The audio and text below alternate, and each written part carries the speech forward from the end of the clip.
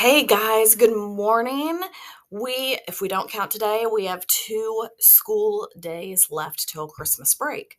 So I hope that you guys have the energy to get through because the next couple of days I think are going to just be a lot of fun.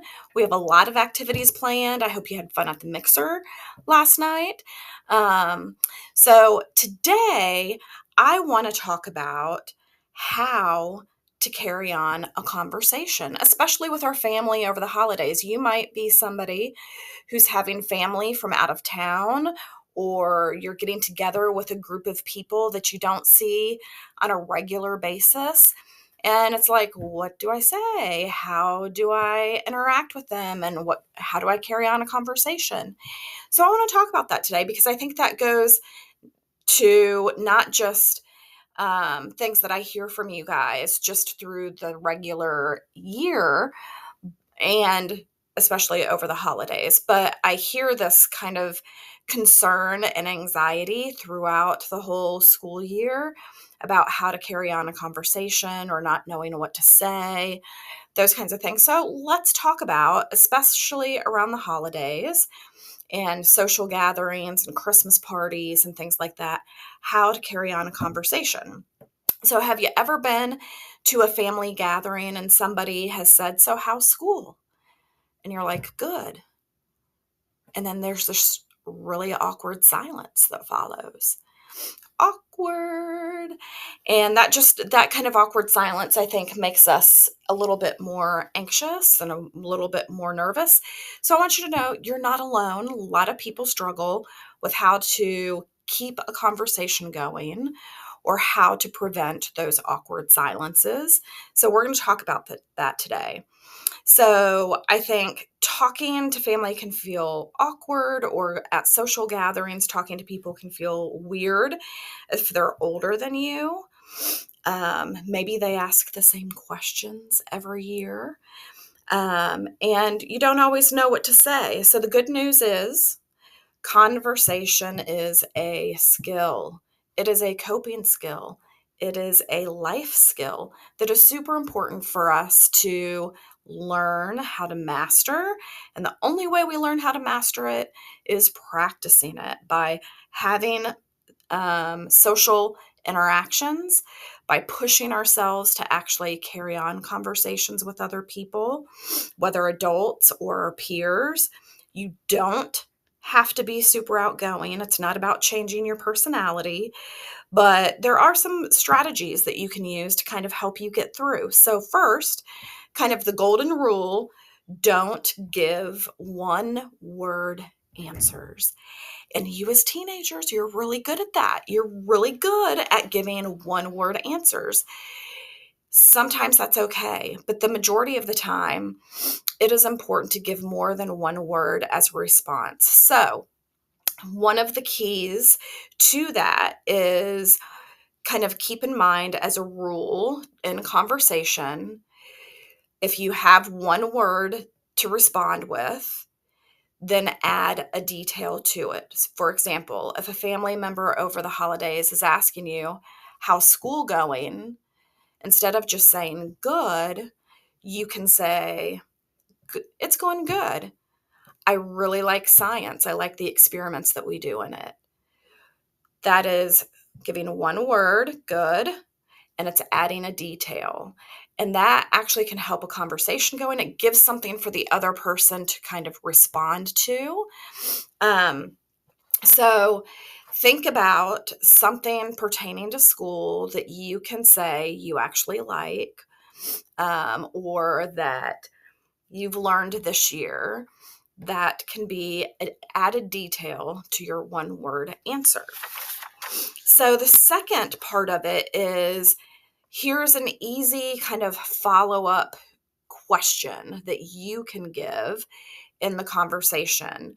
You don't have to talk the whole time, but it is important to ask a question so the other person can respond to you and you can respond back. So people love talking about themselves.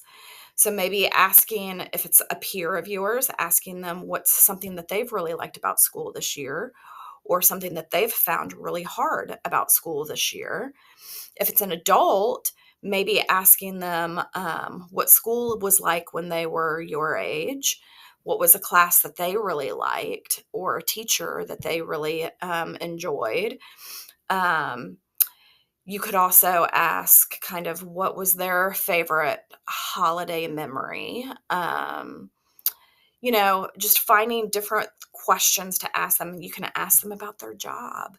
Hey, how's your job been going? Do you really like your job? Are you glad you chose that career? So those are some questions that you can ask adults. I think asking peers is like, are you getting together with other family? Or what's the one thing you're hoping you get for Christmas? Or are you doing well, like grade wise, or do you have a boyfriend? Do you have a girlfriend? Or those kind of questions. So always asking a follow up question, having that prepared. So our first thing was the golden rule: don't give one word answers, always add one detail.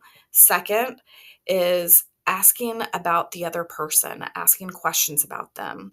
So it's also important to come up with some topics that you can kind of pull from in your brain to talk about or to ask questions about. So if you don't know what to say, stick to some safe topics like, what's your favorite holiday food? What's your favorite food that's here at our meal today? Or do you remember any funny holiday stories about my parents or about my grandparents? Different things like that. What do you do for fun? Or did you decorate for Christmas? Um, it could be, do you have a New Year's resolution? So having a safe topic to pull from is super important. What to do if you get nervous or if you get stuck as to what to say in a conversation. If you get nervous, it's okay, because everybody does. Many people feel really nervous. So I want you to try these strategies. We've talked a lot throughout this school year about taking a breath. So you just take a quick breath, remind yourself it's going to be okay, smile, listen, make sure you're listening to what they're saying. And if conversation slows down, you can say, "Oh, that's cool," or "I didn't know that," or "That sounds fun," or "It's been nice talking to you. Thanks." And so understanding a part of conversation is listening just as much as talking. How to exit a conversation is to say, "Hey, it was nice talking to you. I'm glad we got to catch up." Or, "Hey, I've got to go catch this person. I haven't talked to them in a while. Thanks for talking to me. I enjoyed our conversation." Or, "I hope you have a Merry Christmas." Those are easy ways to kind of end a conversation. Here at school, you might handle some of the situations a little bit differently in ending a conversation. But usually, just simply saying, "Hey, it was great talking to you. I've got to get moving." Or, um, "Hey, I hope you have a great day. I got to run." Those kinds of things. So let's summarize what I just kind of went through. To carry on a conversation, don't give one word answers, add a detail. Ask follow up questions. Have a list of questions that you can pull from in your brain to keep the conversation going. Second is stick to safe topics. What's your favorite Christmas gift that you've ever been given? What are you going to do for New Year's? What are some funny stories about your family from the holidays? Those are safe topics. And to exit a conversation, we always kind of leave with some kind of a compliment. It was really nice talking to you. Thanks for the conversation. Or, I hope you have a Merry Christmas. I got to run, kind of a thing. So at your next family gathering, or even here at school, practice one of these conversation skills. And just remember, like, going into new social situations, talking to people that we don't talk to very often, Everybody feels a little nervous and a little anxious, but you just have to remember people are genuinely interested in talking to you and getting to know you, and you need to show that interest back to them. I hope you guys have a really great holiday.